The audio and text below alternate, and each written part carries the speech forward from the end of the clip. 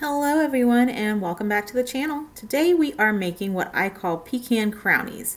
They're like mini pecan pies but with a little bit of a brownie texture. For this recipe you will need 2 eggs, granulated sugar, Karo syrup, vanilla extract, butter which will need to be melted, some all-purpose flour, baking powder, and of course pecans. You'll also need 12 mini graham cracker crusts. Karo syrup is a corn syrup and it's very sticky. So to help make it a little easier to pour out, I'm going to lightly spray some nonstick coating into my measuring cup. We're going to use 3/4 of a cup of the Karo syrup. The nonstick spray will help, but you'll still need to scrape down the sides of your measuring cup with a rubber spatula to get it all out. Next, we're going to add our granulated sugar, then 2 eggs, and now our melted butter. Here you can see my very scientific measurement of vanilla extract. We are going to mix that all together.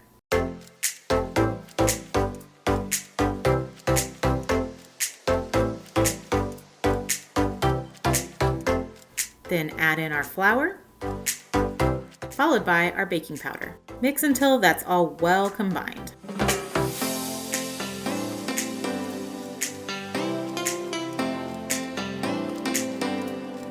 Place your pie shells on a baking sheet.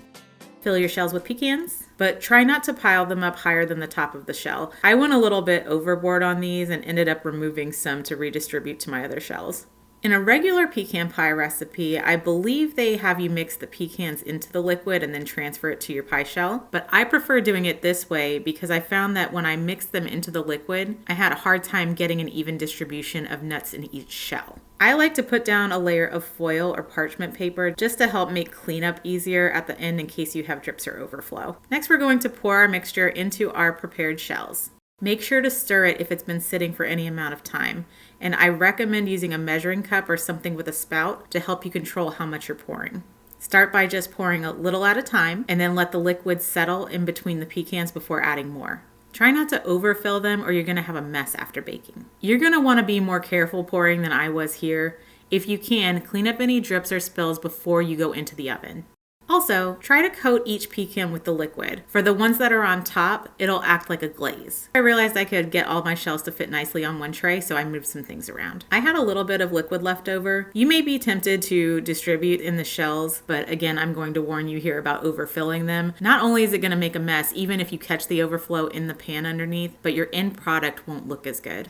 We're going to take these over to the oven and bake them at 350 for about 30 minutes.